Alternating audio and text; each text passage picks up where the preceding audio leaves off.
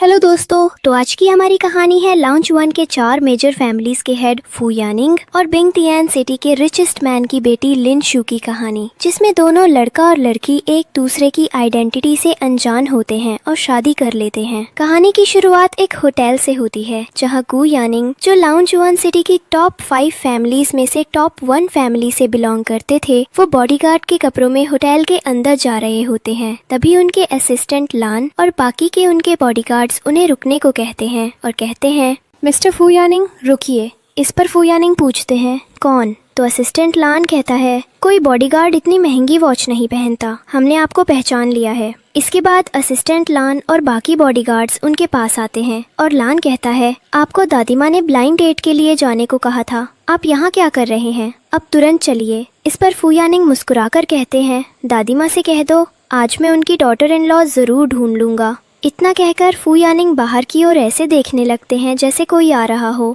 Assistant लैन और bodyguards भी उसी दिशा में देखते हैं और इस मौके का फायदा उठाकर फू यानिंग वहां से भाग जाते हैं। उनके पीछे पीछे असिस्टेंट लैन और बाकी बॉडीगार्ड्स भी भागते हैं।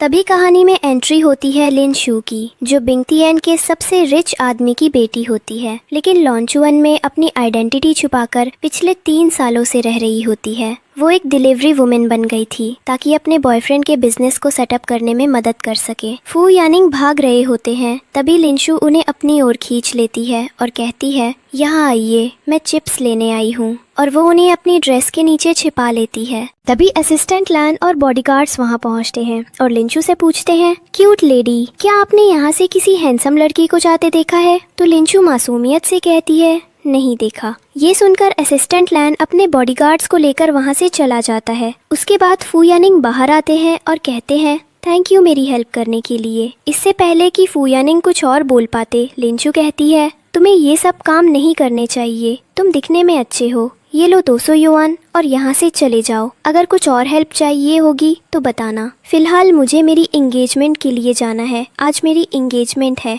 इतना बोलकर लिनशू वहाँ से चली जाती है। फू यानिंग उसके दिए पैसों को ऐसे देखता है और फिर वो भी वहाँ से चला जाता है। इसके बाद लिनशू अपने असिस्टेंट ले जेंगियान को कॉल करती है और कहती है, आज मेरी सगाई ली केटिंग से हो जाएगी, तो तुम 100 बिलियन का ऑर्डर तैयार रखना, ये मेरी तरफ से ली केटिंग के लिए गिफ्ट है। इससे ली केटिंग लाओचुआन की टॉप 5 फैमिलीज में आ जाएगा और फिर पापा भी इस शादी के लिए मना नहीं कर सकेंगे। इसके बाद लिनशू एंगेजमेंट हॉल में एंट्री करती है और बाहर लगे पोस्टर को देखकर हैरान रह जाती है, क्योंकि उस पोस्टर में लिनशू की जगह किसी और लड़की का नाम लिखा होता है। वो अंदर जाती है और लू किटिंग से कहती है, तुम ये क्या कर रहे हो? तुम तो मुझसे एंगेजमेंट करने वाले थे, फिर ये सब क्या है? तभी चेलिन कहती है, तुम्हें क्या लगता है लू किटिंग तुमसे प्यार करता है? नहीं, वो मुझसे प्यार करता है और पिछले 3 सालों से हम रिलेशनशिप में हैं। लिनशू कहती है, 3 सालों से अगर तुम दोनों रिलेशनशिप में हो तो फिर ये सब मुझे दिखावा क्यों कर रहे थे? तभी लू केटिंग की माँ मैजन निंग कहती है, मेरा बेटा तुमसे एंगेजमेंट क्यों करेगा? जरा अपने आप को देखा है कभी?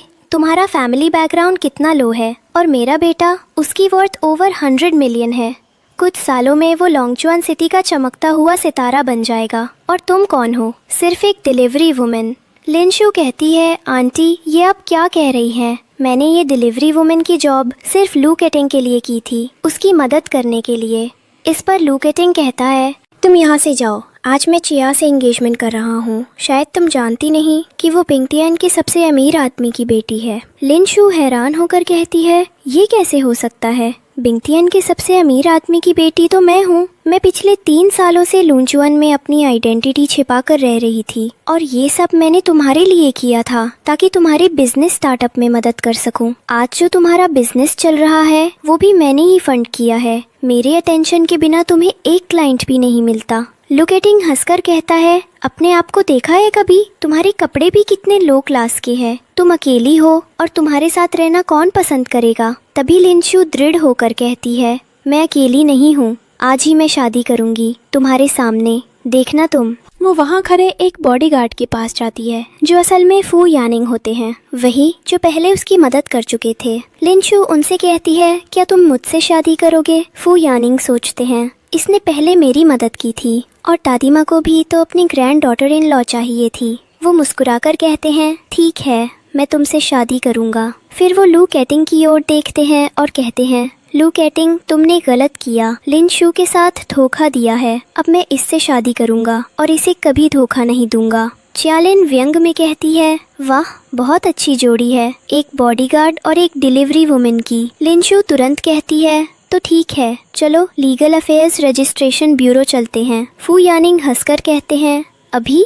वो कहती है, हाँ अभी, और उसे खींचकर बाहर ले जाती है। फू यानिंग मन ही मन सोचते हैं, चलो अच्छा है, मैरिज सर्टिफिकेट भी बन गया, अब दादी माँ को दिखा दूंगा। लिन शू और फू यानिंग की शादी हो जाती है। शादी के बाद लिन शू कहती है, जो 100 बिलियन का ऑर्डर बिंगतियन ग्रुप की तरफ से मिलने वाला था वो अब कैंसिल कर दिया गया है। लू केटिंग डरने का नाटक करते हुए कहता है, ओह बिंगतियन की रिचेस्ट वुमेन, हमें तो अब बहुत डर लग रहा है, प्लीज माफ कर दीजिए। और फिर हंसने लगता है। लिन शू गुस्से में उसे मारने आगे बढ़ती है, पर फू यानिंग उसे रोक लेते हैं और कहते हैं, अब ये फू यानिंग की वाइफ है, यानी लॉन्चुआन सिटी की टॉप 4 मेजर फैमिली के हेड की पत्नी, ये जो चाहे कर सकती है। वैसे वो 100 बिलियन का ऑर्डर सिर्फ एक एंगेजमेंट गिफ्ट था। ये सुनकर लू केटिंग चौंक जाता है और कहता है, ओह 4 मेजर फैमिलीज के हेड, माफ कीजिए सर, मुझसे गलती हो गई, गुस्सा मत कीजिए। और फिर से हंसने लगता है। लिन शू कहती है, सच में ये बहुत अच्छा बॉडीगार्ड है और इंसान भी अच्छा है,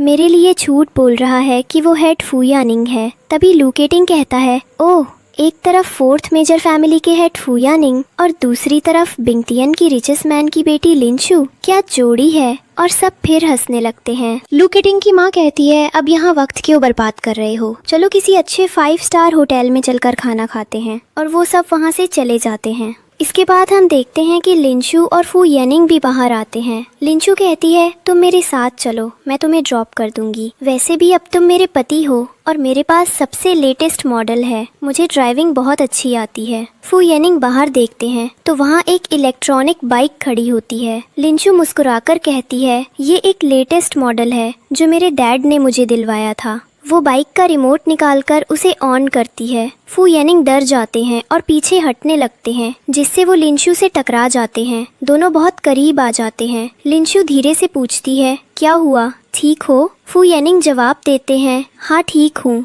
फिर लिन शू उन्हें हेलमेट देती है और कहती है, पहले इसे पहन लो। फू यानिंग पहनने की कोशिश करते हैं पर सही से नहीं कर पाते। लिन शू कहती है, छोड़िए मैं कर देती हूँ, और उनके हेलमेट पहनाने में मदद करती है। फू यानिंग बस उसे ही देखते रहते हैं।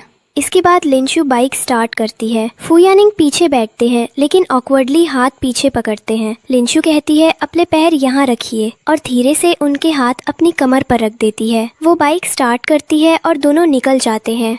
कुछ देर बाद दोनों एक ऑफिस के बाहर पहुंचते हैं। फू यानिंग कहते हैं, मुझे एक काम है, मुझे यहीं उतरना है। लिन शू कहती है, ठीक है, तो फिर कल मिलते हैं, एक डिनर के लिए मेरी तरफ से, तुम्हारे लिए एक ट्रीट शादी के लिए।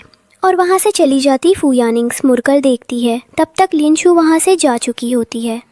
इसके बाद लिन शू अपने असिस्टेंट ले जेनियान को कॉल करती है और कहती है, कल लॉन्गचॉन सिटी के 5 स्टार होटल के टॉप फ्लोर को बुक कर दो, वहाँ मैं अपने हस्बैंड को डिनर पार्टी देना चाहती हूँ। असिस्टेंट ले जेनियान कहता है, लू केटिंग? तो लिन शू कहती है, नहीं, फू यानिंग से मैंने शादी की है और लू केटिंग मुझे चीट कर रहा था। इसके बाद दूसरी तरफ फू यानिंग्स भी अपने असिस्टेंट लान को कॉल करके कहता है, मेरे और लिन शू के लिए कल उसी 5 स्टार होटल में एक प्राइवेट रूम बुक कर दो।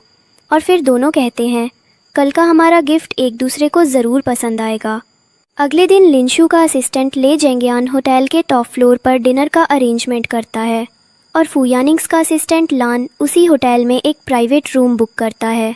होटल के बाहर 2 बॉडीगार्ड बिंगतियान के रिचेस्ट मैन की बेटी और लॉन्चुआन सिटी के 4 मेजर फैमिली के हेड फू यानिंग्स के वेलकम के लिए वेट करते हैं। दोनों एक दूसरे से बात करते हैं। आज होटल में बहुत सारी तैयारियां चल रही हैं क्योंकि आज इस होटल में टॉप 2 रिचेस्ट पर्सन आने वाले हैं। तभी वहाँ लिन शू अपनी इलेक्ट्रिक बाइक से होटल के सामने आती है। एक बॉडीगार्ड कहती है, ये है बिंगतियान ग्रुप के रिचेस्ट मैन की बेटी, पर इसके कपड़े इतने लो क्लास के क्यों हैं और ये ऐसी बाइक से क्यों आई है? तभी वहाँ चियनलिन, लू केटिंग और लू केटिंग की माँ निंग आती है। लू केटिंग की माँ निंग कहती है, oh my daughter in law, तुम कितनी अच्छी हो, तुम बिंगतियान के सबसे अमीर आदमी की बेटी हो, फिर भी कितनी सिंपल हो। मैं बहुत खुश हूँ कि तुम मेरी डॉटर इन लॉ बनने वाली हो। तभी चियनलिन मन ही मन सोच रही होती है, मैं किसी रिचेस्ट मैन की बेटी नहीं हूँ, मैंने तो झूठ बोला था ताकि लॉन्चुआन सिटी के शाइनिंग स्टार से मेरी शादी हो सके। बस इन्हें मेरी सच्चाई पता न चले।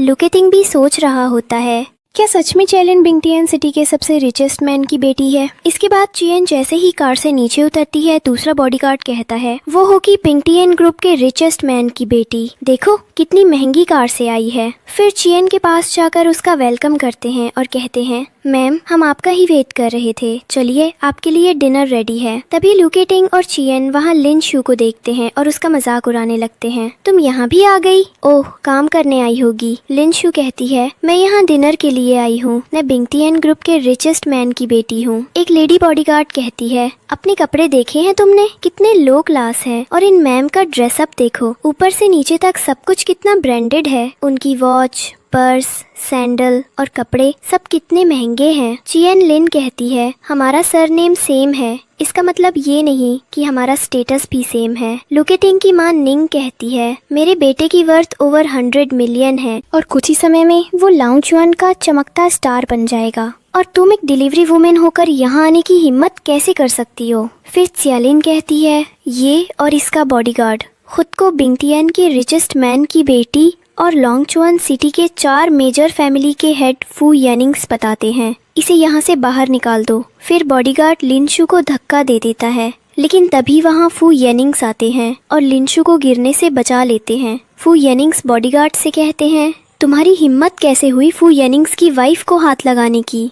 बॉडीगार्ड डर जाता है और कहता है लॉन्गचुआन सिटी के 4 फैमिली के हेड फू येनिंग सर, हमें माफ़ कर दीजिए, हमें नहीं पता था ये आपकी वाइफ हैं। लेकिन तभी लुकेटिंग कहता है तुम डरो मत इससे, ये असल में कोई फू येनिंग्स नहीं है, ये तो बॉडीगार्ड है। बॉडीगार्ड कहता है अच्छा ठीक है, अगर तुम फू येनिंग्स हो तो मैं तुम्हारा बाप हूँ। और जो लड़की बॉडीगार्ड थी वो कहती है मैं हूँ बिंगटियन के सबसे रिचेस्ट मैन की बेटी।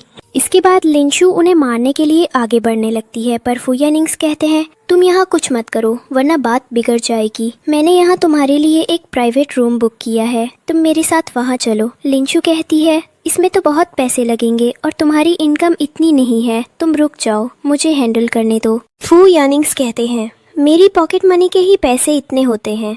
इसके बाद लिनशू और चेलिन आमने सामने खड़ी होती हैं। चेलिन कहती है अगर तुम बिंगटियन के सबसे रिचेस्ट मैन की बेटी हो तो क्या प्रूफ है तुम्हारे पास इसका।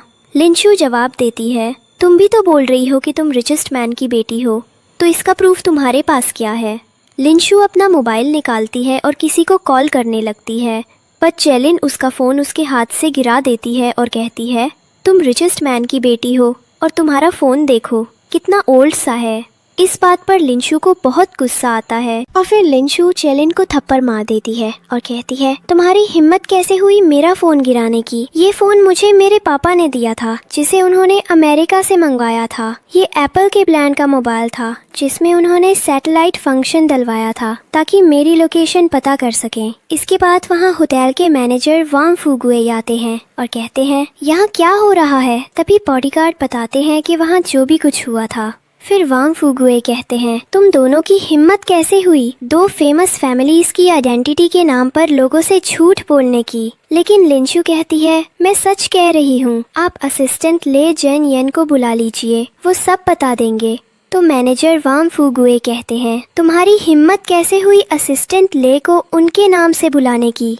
लिनशू कहती है अगर ये रिचेस्ट मैन की बेटी है तो फिर दिखाएं अपनी आइडेंटिटी। तभी लुकेटिंग की मां निंग कहती है हाँ तुम अभी कॉल करो अपने बिंगटियन ग्रुप में और हेल्प भेजने के लिए बोलो। पर सियलिन बहाना बना देती है और कहती है मैं यहाँ लॉन्चुआन में अपनी आइडेंटिटी छिपाकर रह रही हूँ 3 साल से, मैं इसे रिवील नहीं कर सकती, मुझे पापा ने मना किया है, कुछ दिनों बाद मुझे आइडेंटिटी का प्रूफ मिल जाएगा तब मैं दिखा दूंगी। फिर वो मोबाइल निकालकर किसी को मैसेज करती है और सबके सामने कहती है मैंने बिंगटियन ग्रुप के क्वार्टर में मैसेज भेज दिया है। इसके बाद मैनेजर वांग फुगुई कहते हैं बाहर निकालो इन दोनों को यहाँ से, और सियलिन से कहते हैं लॉन्चुआन सिटी के होटल में आपका बहुत बहुत स्वागत है। फिर सियलिन लुकेटिंग और उसकी मां निंग को अंदर चलने को कहते हैं। तभी सियलिन कहती है थैंक यू मैनेजर वांग फुगुई, मैं आपकी सिफारिश करूंगी और आपका प्रमोशन करवाऊंगी। मैनेजर फुगुई थैंक यू कहते हैं और उन्हें अंदर ले जा रहे होते हैं।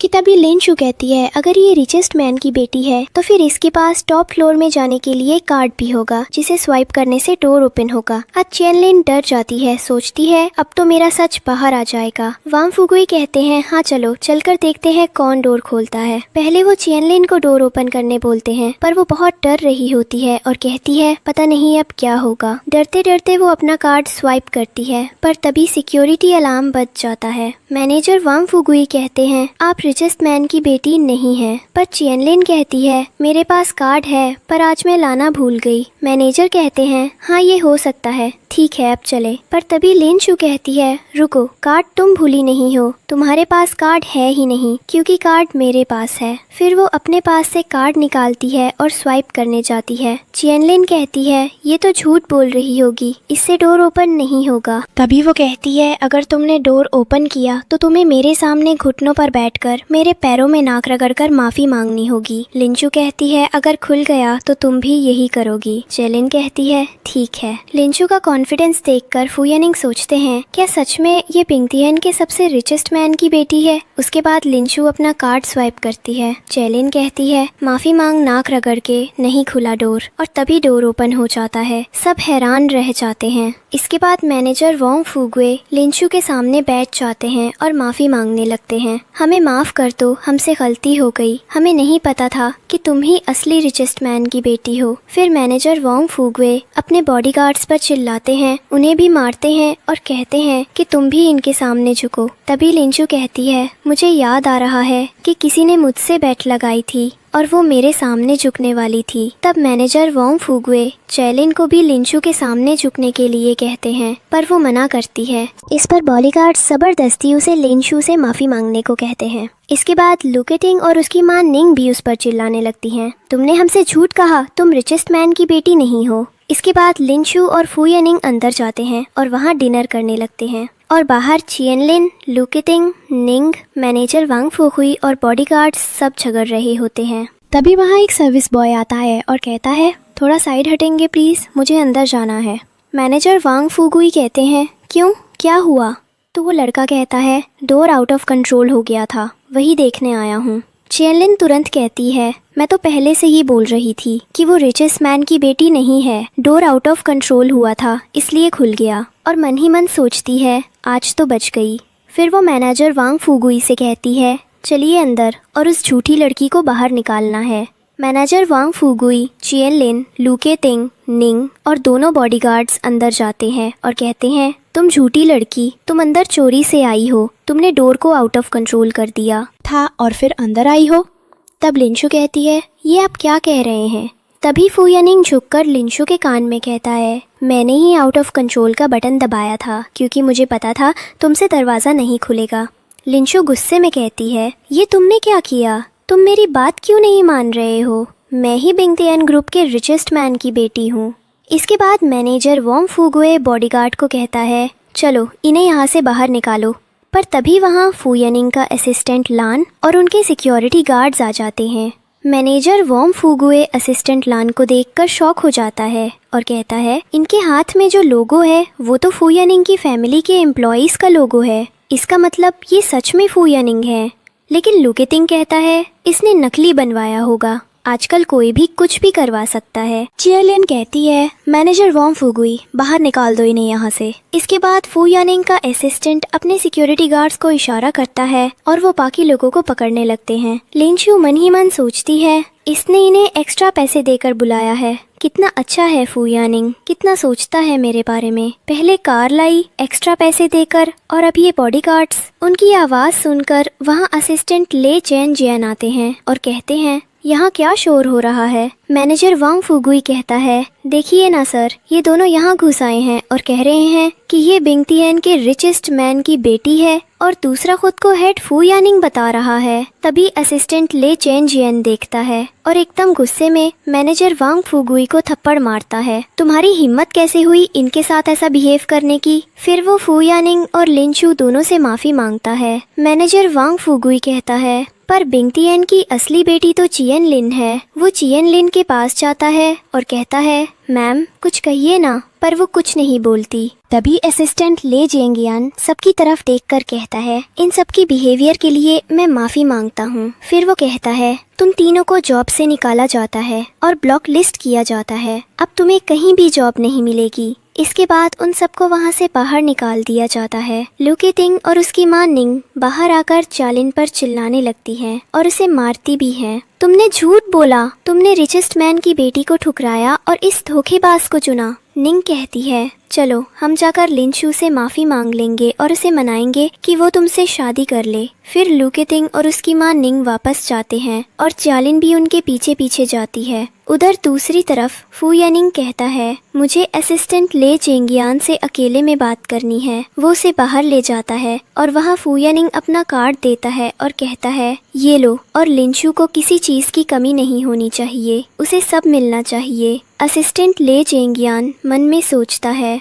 मैडम लिनशू ने कितना अच्छा आदमी चुना है। सर वाकई बहुत अच्छे हैं मैडम के बारे में और उनकी सिक्योरिटी के लिए कितना सोचते हैं। ये सब लुके तिंग, चेलिन और निंग देख लेते हैं। लुके तिंग को लगता है कि फू यानिंग अपने असिस्टेंट ले जेंगियन को उसके नाटक के लिए पैसे दे रहा है। इसका मतलब लिनशू झूठ बोल रही है। तभी ये बात चेलिन सुन लेती है और गुस्से में वहाँ से जाने का नाटक करने लगती है। मैं अभी अपने पापा के पास चली जाऊंगी और उनसे तुम्हारा 100 बिलियन का ऑर्डर कैंसिल करवाऊंगी। मैं तो पहले से कह रही थी लिनशू झूठ बोल रही है। फिर लुके तिंग और उसकी माँ निंग चेलिन से माफी मांगने लगते हैं। मत जाओ, तुम दोनों की शादी होने वाली है, और उसे मना लेते हैं। इसके बाद फू यानिंग और असिस्टेंट ले जेंगियन उन्हें देखते हैं और कहते हैं, तुम लोग अभी तक गए नहीं, और उन्हें वहाँ से भगा देते हैं। फिर लिनशू और फू यानिंग भी बाहर आते हैं और दोनों घर जाने के लिए तैयार होते हैं। वो दोनों होटल के सामने खड़े होते हैं। तभी एक कार आती है। उसे देखकर फू यानिंग लिनशू को अपनी ओर खींच लेता है और वो दोनों बहुत करीब आ जाते हैं, जिससे उनके बीच किस हो जाता है। उसी समय फू यानिंग का असिस्टेंट कार लेकर आता है और कहता है, माफ करना सर, मैं गलत समय पर आ गया। वो जाने लगता है पर फू यानिंग कहता है, रुको। फिर वो कार में बैठ जाता है। लिनशू भी अपने असिस्टेंट ले जेंगियान के साथ वापस होटल के अंदर जाने लगती है और कहती है, मुझे एक घर चाहिए, मैं अपने हस्बैंड को गिफ्ट देना चाहती हूँ।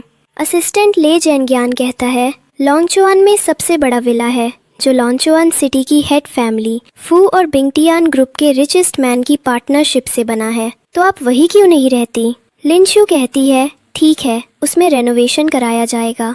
गाड़ी में जाते हुए फू यानिंग अपने असिस्टेंट लान से कहता है, मुझे पसंद नहीं कि मेरी वाइफ किसी होटल में रहे, हमारे लिए एक घर तैयार किया जाए। तब असिस्टेंट लान कहता है, लॉन्गचुआन में सबसे बड़ा विला है जो लॉन्गचुआन सिटी के हेड फैमिली फू और बिंग तिएन ग्रुप के हेड रिचेस्ट मैन की पार्टनरशिप से बना है, आप उसमें ही रह लीजिए। इसके बाद असिस्टेंट लान कहते हैं, मैम बहुत अच्छी हैं। तो फू यानिंग कहती है, पिछले कुछ समय से जो हुआ उसके कारण वो थोड़ी परेशान है। इसके बाद लिनशू और फू यानिंग दोनों कहते हैं कि कल का उनका गिफ्ट एक दूसरे को जरूर पसंद आएगा। दूसरे दिन मैंशन लुके तिंग ने हमारी शादी के लिए खरीदा है। तो लिनशू कहती है, इस मैंशन की प्राइस ही 100 बिलियन से ज्यादा है, जिसे लुके तिंग नहीं खरीद सकता, और ये मेरा घर है। चेलिन कहती है, अच्छा तुम यहाँ रिपेयर के काम के लिए आई थी और अब छिपा रही हो। लिनशू कहती है, अपनी बकवास बंद करो और जाओ यहाँ से। पर चेलिन कहती है, ये घर लुके तिंग ने खरीदा है, मैं अभी उसे बुलाती हूँ। लुके तिंग बिंग तिएन येपिन मैंशन के मैनेजर के पास जाता है और कहता है कि उसे 2 दिनों के लिए मैंशन रेंट पर चाहिए उसकी शादी के लिए, और उसके बाद वो वहाँ से चला जाएगा। इसके लिए लुके तिंग मैनेजर को बहुत सारे पैसे भी देता है। मैनेजर मान जाता है पर कहता है, तुम घर के एक भी सामान को हाथ मत लगाना, वरना उसकी भरपाई तुम अपनी पूरी जिंदगी में भी नहीं कर पाओगे। इसके बाद लुके तिंग किएलिन के पास जाता है जहाँ लिनशू भी रहती है। वो कहता है, ये घर मैंने खरीदा है, तुम यहाँ से जाओ। लिनशू कहती है, ये घर मेरा है। तब लुके तिंग घर का कार्ड निकालता है और कहता है, ये है घर का कार्ड, अब ये घर मेरा है, जाओ यहाँ से, और कितना नाटक करोगी। लिनशू कहती है, ठीक है, अगर ये घर तुम्हारा है तो फिर खोलो घर का दरवाजा। लुके तिंग आगे जाकर कार्ड स्वाइप करता है पर डोर ओपन नहीं होता। तभी लिंशु आगे जाकर अपना फेस ऑथेंटिकेशन करती है और डोर ओपन हो जाता है। फिर लिंशु कहती है तुम्हें नहीं पता सिस्टम चेंज हो गया है, अब फेस रिकॉग्नाइज है। चेलिन कहती है तुम झूठ बोल रहे थे, ये घर तुम्हारा नहीं है। पर लुकेटिंग कहता है नहीं, ये मेरा ही घर है, ये एक रिपेयर वाली है, इसने पहले ही सारी इन्फॉर्मेशन निकाल ली होगी और एक रिपेयर वाले के लिए ये सब करना बड़ी बात नहीं है। इसके बाद वो तीनों अंदर जाते हैं। वहाँ चेलिन रेड वाइन देखती है जो बहुत महंगी होती है। वो कहती है केटिंग चलो इस मोमेंट को एंजॉय करते हैं, जाओ तुम रेड वाइन की बोतल ले आओ। तब लिंशु कहती है तुम्हें पता भी है ये रेड वाइन की प्राइस क्या है। इसके बाद चेलिन कहती है लाइट ऑन करो। लुकेटिंग स्विच ढूंढ रहा होता है। तभी लिंशु कहती है प्लीज ऑन द लाइट्स और लाइट्स ऑन हो जाती हैं। ये देखकर भी चेलिन कहती है इसे कैसे पता। फिर से लुकेटिंग कहता है मैंने कहा ना ये रिपेयर वाली है, इन्हें सब पता होता है। इसके बाद लिंशु कहती है हो गया तुम्हारा नाटक, अब जाओ यहाँ से। पर लुकेटिंग कहता है तुम झूठी हो, तुम जाओ यहाँ से। तभी चेलिन कहती है मैनेजर को बुलाओ, अब वही आकर इसे बाहर निकालेगा। तभी मैनेजर आता है और कहता है कौन हो तुम, बाहर निकलो यहाँ से। और मैनेजर अपने बॉडीगार्ड्स को कहता है कि इसे बाहर निकालो। तभी वहाँ फू यानिंग आते हैं और कहते हैं तुम्हारी हिम्मत कैसे हुई फू यानिंग की वाइफ को धक्का देने की, ये मेंशन हमारा है। मैनेजर शॉक्ड हो जाता है कि बिंगतियान ईपिन मेंशन के मालिक तो फू फैमिली है। पर तभी लुकेटिंग कहता है ये दोनों झूठे हैं, बस नकली आइडेंटिटी लेकर घूम रहे हैं। तभी फू यानिंग अपने असिस्टेंट लैन को कॉल करती है और कहती है यहाँ आओ और आज ही इस मैनेजर को उसकी जॉब से हटा दो। तब लिंशु कहती है अगर ये घर तुम्हारा है तो फिर बताओ बेडरूम में क्या किया है तुमने चियन के लिए स्पेशल। तब चियन लेन कहती है एक मिनट, अगर इस बार तुम हारी और गलत साबित हुई तो आज तुम्हारे साथ साथ तुम्हारा हस्बैंड भी हमारे सामने झुककर घुटनों में बैठकर माफी मांगेगा। लिंशु कहती है ठीक। इसके बाद लुकेटिंग कहता है रूम में फ्लावर्स और डायमंड्स का कुछ गिफ्ट रखा है मैंने। पर लिंशु कहती है नहीं, वहाँ सिर्फ एक शेप का बॉक्स रखा है। इसके बाद वे बेडरूम में जाते हैं। वहाँ लिंशु कहती है देखा यहाँ एक शेप का बॉक्स रखा है और ये सब मैंने फू येनिंग के लिए किया है। पर फू येनिंग सोच रहा होता है कि ये घर मेरा नहीं है, ये कुछ ज्यादा चेंज लग रहा है। इसके बाद लिंशु कहती है चलो बताओ कि इसके अंदर क्या है। लुकेटिंग कहता है कि इसके अंदर रिंग है, क्योंकि उसे याद आता है कि लिंशु ने उसके लिए भी ऐसे गिफ्ट रेडी करके रिंग ही दी थी। लिंशु कहती है तुम सही बोल रहे हो, इसमें रिंग है तो फिर ठीक है, खोलो इसका पासवर्ड। लुकेटिंग जाता है, 2 बार ट्राई करता है, पासवर्ड नहीं खोल पाता है। लिंशु जाती है और पासवर्ड खोलकर रिंग बाहर निकालती है बॉक्स से और फिर फू यानिंग को पहना देती है। चियन गुस्सा होती है और कहती है कि ये सब तुमने नहीं किया था। फिर लुकेटिंग कहता है कि जरूर लिंशु ने ये सब सीक्रेटली किया होगा। इसके बाद वहाँ फू यानिंग का असिस्टेंट लान आता है जिसे मैनेजर जानता था। वो डर जाता है और असिस्टेंट लान आकर मैनेजर को चिल्लाता है और कहता है कि तुम्हें यहाँ से जॉब से हटाया जाता है और अब पूरे लॉन्चवान में तुम्हें कहीं भी जॉब नहीं मिलेगी।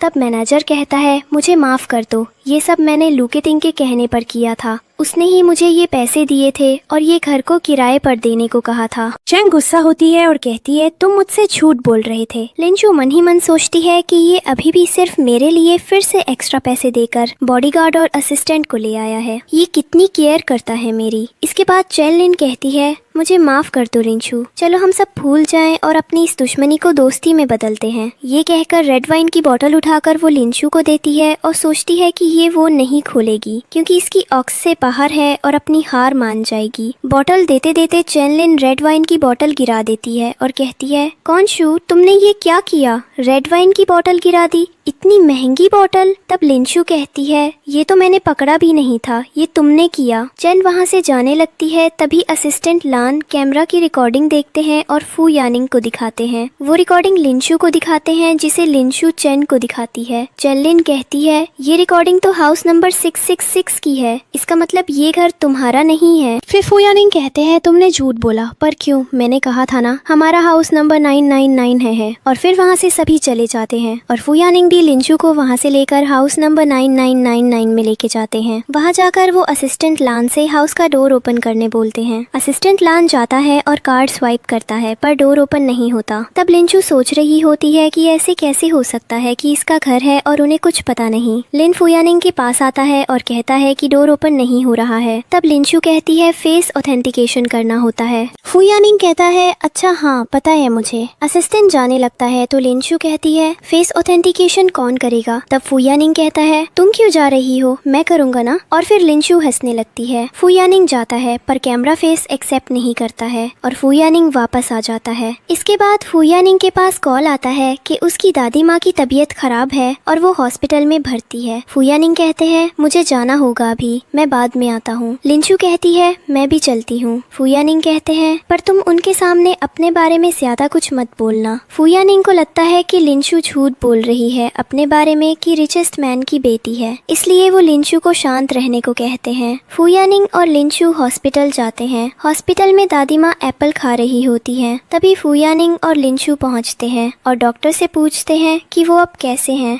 डॉक्टर कहते हैं उन्हें केयर की जरूरत है। इसके बाद फू यानिंग बाहर से आवाज लगाता है दादी माँ डोर ओपन कीजिए, देखिए मैं आपकी ग्रैंड डॉटर इन लॉ को लेके आया हूँ। दादी माँ चुपके से देखती है और कहती है लड़की तो बहुत सुंदर है और डोर खोल देती हैं पर एप्पल चिप्स देती हैं। फू यानिंग अंदर आता है और कहता है दादी माँ आप कुछ खा क्यों नहीं रही हैं। दादी माँ कहती है कुछ खाकर नहीं हो रहा है। तभी दादी माँ के पास से एप्पल गिर जाता है और सब हंसने लगते हैं। दादी माँ कहती है बस एक ही बाइट खाया था। इसके बाद लिंशू कहती है दादी माँ अब मैं आ गई हूँ ना, मैं आपका ध्यान रखूंगी। और कहती है मेरे पापा बिंग तिएन के सबसे रिच आदमी की बेटी हूँ, बस बोलने ही वाली हूँ। फू यानिंग लिंशू को चुप करवा देते हैं और बात का टॉपिक बदल देते हैं। दादी माँ कहती है तुम बहुत अच्छी हो और मुझे बहुत पसंद हो। अब तुम गू फैमिली की ग्रैंड डॉटर इन लॉ हो, तुम्हें कुछ भी चाहिए हो तो तुम मुझे बताना। वैसे अभी तो मैं तुम्हें बस एक ब्रेसलेट ही दे सकती हूँ जो मेरे पास है, जो 3 मिलियन का है।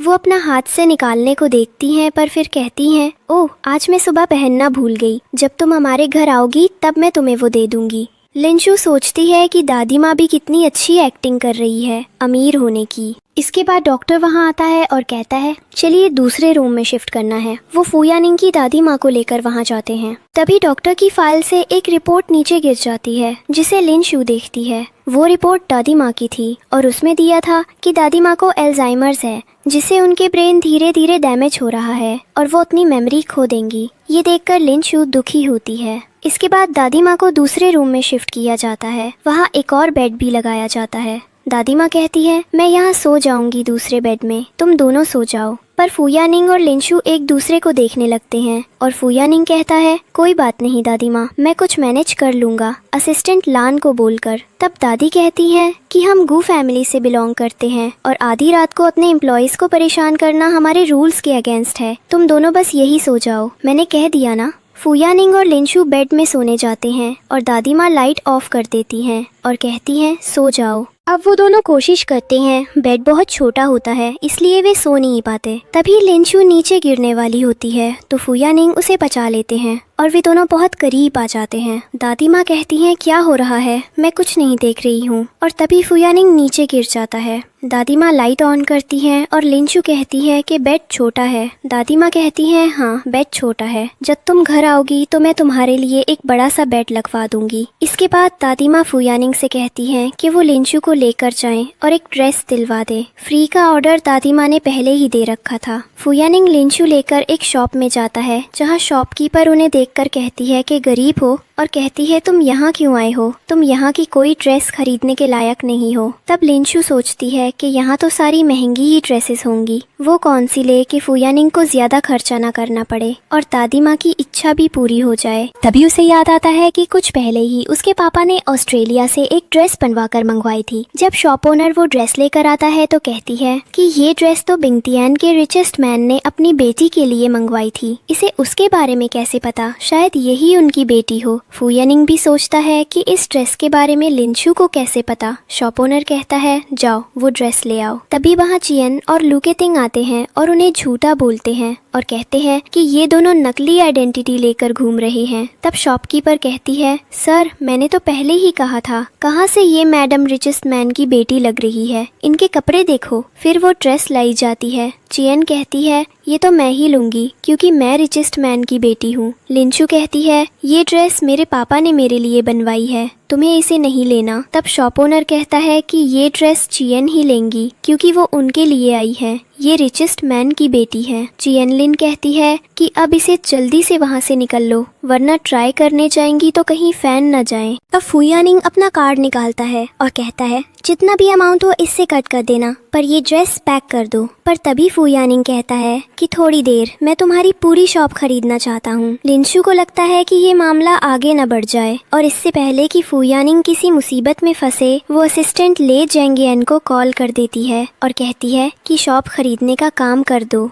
इधर फू यानिंग और लू केटिंग दोनों शॉप खरीदने के लिए बोली लगाते हैं, पर उधर कोई और ही ले लेता है और उस ड्रेस को चियन लेकर जाने लगती है। तो लिनशु ड्रेस उसे लेकर कैंची से काट देती है और फिर कहती है कि मैं बस थ्रेड काट रही थी। इसके बाद चियन वहाँ से चली जाती है और फिर फू यानिंग उसे दादी की बनवाई ड्रेस दिलवाते हैं। लिनशु ड्रेसअप होकर पार्टी में जाने रेडी होती है। दोनों जाते हैं पर बॉडीगार्ड उन्हें बाहर ही रोक लेता है और इनविटेशन कार्ड मांगता है, पर फू यानिंग इनविटेशन कार्ड लाना भूल जाता है। लिनशु कहती है कि ये पार्टी मैंने ही ऑर्गेनाइज की है। तब बॉडीगार्ड हंसने लगता है और तभी वहाँ चिये और लू केटिंग आते हैं और इनविटेशन कार्ड दिखाकर अंदर जाते हैं। इसके बाद फू यानिंग का असिस्टेंट लान वहाँ इनविटेशन कार्ड लेकर आता है, बॉडीगार्ड के मुंह पर मारता है और कहता है तुम्हारी हिम्मत कैसे हुई मिस्टर फू यानिंग को बाहर खड़े रखने की। बॉडीगार्ड माफी मांगने लगता है। इसके बाद फू यानिंग और लिनशु अंदर जाते हैं। वहाँ सभी लोग उस कपल को देखकर शॉक होते हैं और कहते हैं कि कितना अच्छा कपल है, पर चालिन कहती है कि ये दोनों झूठे हैं। ये आदमी एक सिक्योरिटी गार्ड है और खुद को फू यानिंग कहते हैं, और ये लड़की डिलीवरी वुमेन है और खुद को बिंगटियान के सबसे रिच आदमी की बेटी बोलती है। तब सभी लोग उन्हें बुली करने लगते हैं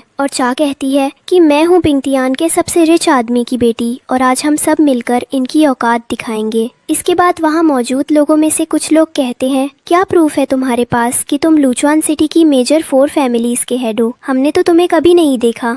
इसके बाद एक लड़की कहती है मैं हूँ मिस वे, सेकंड मेजर फैमिली से बिलोंग करती हूँ। एक लड़का कहता है मैं हूँ जो और मैं 3rd मेजर फैमिली से बिलोंग करता हूँ। दूसरा लड़का कहता है मैं हूँ वेंग जो 4th मेजर फैमिली से बिलोंग करता हूँ। हम में से किसी ने तुम्हें पहले कभी नहीं देखा। अगर तुम वाकई मेजर फैमिली के हेड हो तो ये कैसे हो सकता है। वो सब लोग चैलेंज को माफी मांगने के लिए कहते हैं, पर फू यानिंग कहता है तुम लोग बहुत गलत कर रहे हो, कहीं ऐसा ना हो कि बाद में तुम्हें पछताना पड़े, सोच लो। उसके बाद फू यानिंग अपने असिस्टेंट से कॉल करवाता है। तभी वो लड़का जुओ कहता है अब इसके सामने झुककर माफी मांगो। फू यानिंग झुकता है। ये देखकर सब हंसने लगते हैं और लिनशु शॉक हो जाती है, पर वो नीचे झुककर अपने शूज के लेस बांधता है और फिर खड़े होकर जुओ को एक जोरदार लात मार देता है। लिनशु कहती है ये सब बहुत बड़े लोग हैं, प्रॉब्लम हो जाएगी, तुम चलो यहाँ से, छोड़ो उन्हें। फू यानिंग कहता है चुप रहो और मुझ पर भरोसा करो। कुछ ही देर में वेई, जो और वांग तीनों के पेरेंट्स वहाँ आते हैं और फू यानिंग से माफी मांगते हैं। वो कहते हैं तुमने क्या किया, तुम्हारी वजह से हम सब बैंकरप्ट हो चुके हैं, ये सब क्या किया तुमने।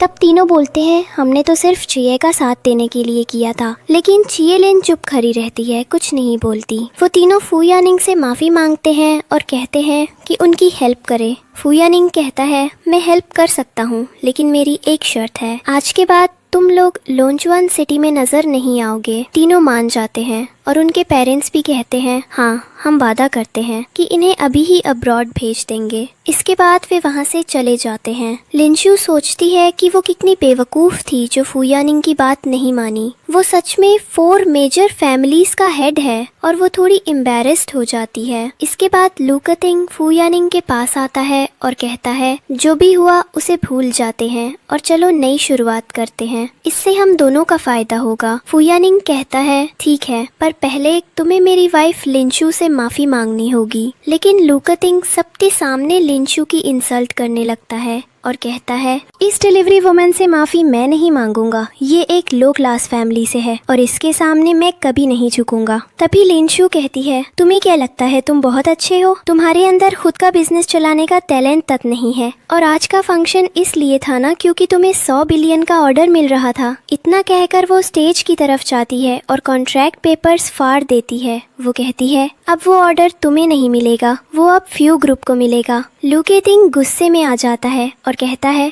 क्या किया तुमने। वो चेल्लिन से कहता है कि दूसरा कॉन्ट्रैक्ट पेपर तुरंत मंगवाए और ऑर्डर उसे दे, पर चेल्लिन ऐसा नहीं कर सकती थी, इसलिए वो चुप रहती है। लू तिंग गुस्से में उसे मारने लगता है और उसकी ड्रेस भी फाड़ देता है। वो कहती है तुम मेरी हेल्प करो, पर वो मना कर देता है। फ्यू यानिंग लिनशू के पास जाता है और कहता है तुम ये क्या कर रही हो, ये बिंगतियन फैमिली का मैटर है, हमें इसमें इन्वॉल्व नहीं होना चाहिए वरना हमारे लिए प्रॉब्लम हो जाएगी। तभी वहाँ एक आदमी आता है और कहता है चिया को सेकंड मास्टर ने बुलाया है। वो चिया को वहाँ से ले जाता है। फू यानिंग लिनशू को लेकर घर लौटता है। दादी पूछती है क्या हुआ, इतने जल्दी क्यों आ गए। लिनशू सोचती है कि दादी की तबीयत ठीक नहीं है, उन्हें नहीं बताना चाहिए, पर फू यानिंग सब बता देता है कि आज क्या हुआ। दादी कहती है फू फैमिली की ग्रैंड डॉटर इन लॉ से कोई ऐसे बात नहीं कर सकता। फू यानिंग आगे से ध्यान रखना कि ऐसा कुछ ना हो। फिर दादी लिनशू को अंदर ले जाती हैं और कहती हैं देखो मैंने तुम्हारे लिए बेड तैयार करवाया है, तुम्हें पसंद आया ना।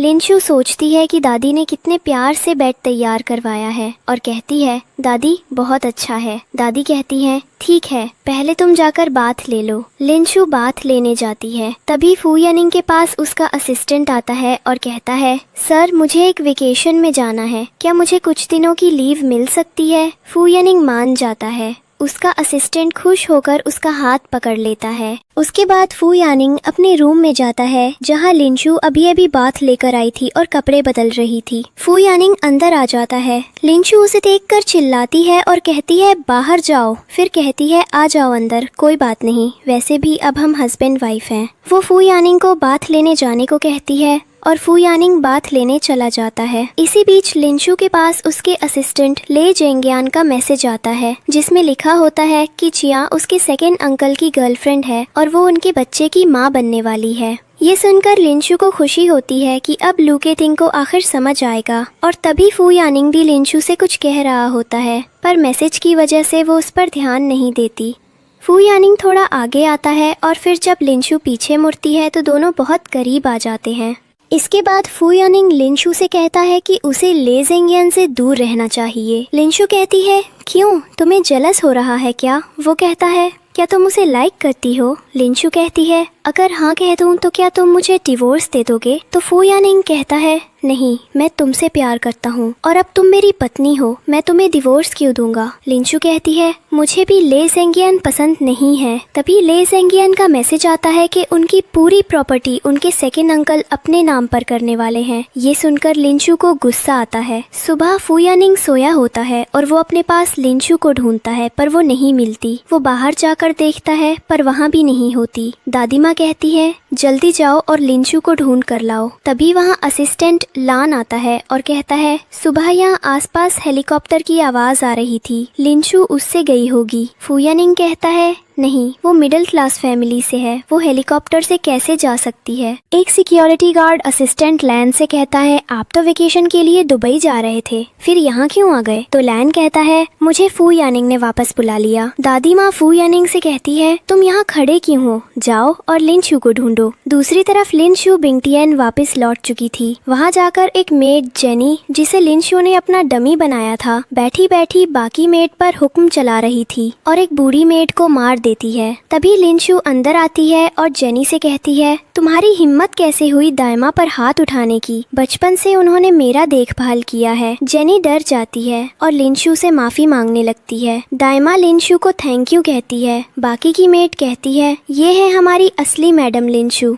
इसे देखो जो मैडम की जगह पर थी, इसे तो लोगों के साथ बिहेव करना भी नहीं आता और ये मैडम की जगह लेगी। तभी लिनशू जेनी से कहती है तुम जाओ अपने कपड़े चेंज करो। फिर लिनशू अपने असिस्टेंट ले जेंगियन के साथ अपने कैबिन में जाती है। वहाँ जानबूझकर अपनी कंपनी की डिटेल्स वो फ्रंट में रखती है जिसमें डील्स की पूरी इन्फॉर्मेशन होती है। तभी वहाँ जेनी आती है और उसके लिए कॉफी लाती है जो वो लिनशू के हाथ पर गिरा देती है और कहती है माफ करना, जानकर नहीं किया है, आप चाहिए कपड़े चेंज कर लीजिए। लिनशू वहाँ से चली जाती है और फिर जेनी वो सारी इन्फॉर्मेशन की फोटोज क्लिक कर लेती है ताकि सेकंड मास्टर को दिखा सके। लिनशू ये सब बाहर खड़े होकर देख लेती है। तभी उसे लू केटिंग और उसकी माँ निंग की आवाज आती है। वो कहती है मुझे आवाज आ रही है। बाहर जाकर देखती है तो वही दोनों होते हैं। वो देखती है कि निंग अपने बेटे लू केटिंग को मार रही है और कहती है चिया इसे माफ कर दो और इससे शादी कर लो, अब ये ऐसा नहीं करेगा। केटिंग कहता है माँ आप मुझे मार रही है।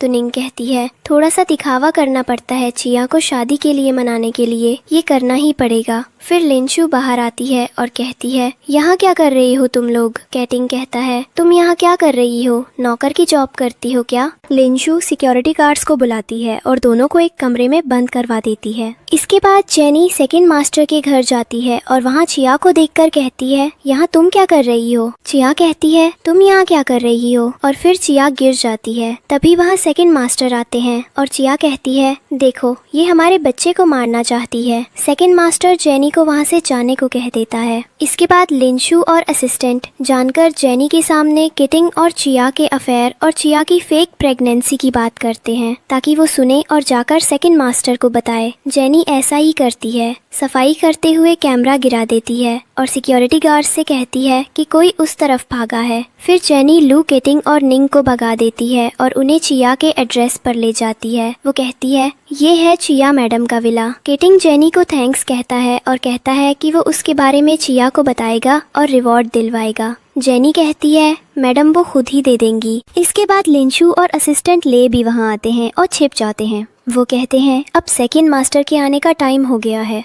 सेकंड मास्टर आता है और देखता है कि निंग बाहर खड़ी है। वो पूछता है, चियन कहाँ है? वो कहती है, मेरी होने वाली बहू मेरे बेटे के साथ अंदर है, तुम उन्हें डिस्टर्ब नहीं कर सकते। सेकंड मास्टर अंदर जाकर दरवाज़ा खोल देता है जहाँ लू, किटिंग और चियन लिन दोनों एक दूसरे के साथ बेड में सोए होते हैं। ये देखकर सेकंड मास्टर को बहुत गुस्सा आता है। वो चियन से कहता है, तुम्हारी हिम्मत कैसे हुई मेरे पीठ पीछे ये सब करने की, और ये आदमी कौन है? तब लू, किटिंग कहता है, तुम कौन हो और ऐसे कैसे कमरे में आ गए? इसके बाद किया कहती है, इसमें मेरी कोई गलती नहीं है, ये आदमी मेरे साथ जबरदस्ती करने की कोशिश कर रहा था। मैं ऐसा क्यों करूँगी? मुझे माफ़ कर दो, मेरे पेट में तुम्हारा बच्चा है। इसके बाद वहाँ लिनशू आती है और कहती है, यहाँ क्या हो रहा है सेकंड मास्टर? मैं तो यहाँ आपसे मिलने आई थी। उधर लू, किटिंग किया की प्रेगनेंसी की बात सुनकर शॉक्ड हो जाता है और उसे मारने लगता है। कहता है, तुमने मुझे इतना बड़ा धोखा दिया, तुम्हारे पेट में इस आदमी का बच्चा है। तभी लिनशू रिपोर्ट निकालती है और अपने अंकल को दे देती है और कहती है, ये रिपोर्ट झूठी है, किया अपनी प्रेगनेंसी का नाटक कर रही है। ये सुनकर सेकंड मास्टर को और गुस्सा आ जाता है और वो किया को मारने लगते हैं और सिक्योरिटी गार्ड को बुलाकर उन तीनों को बिंगतियन साउथ अफ्रीका भेजने को कहते हैं। इसके बाद लू, किटिंग, निंग और किया को वहाँ से ले जाया जाता है। इसके बाद लिनशू घर जाती है और उसे पता चलता है कि उसके डैड अब्रॉड से वापस आ रहे हैं। वो कहती है, पापा ऐसे अचानक क्यों आ रहे हैं? क्योंकि वो मुझसे बहुत प्यार करते हैं।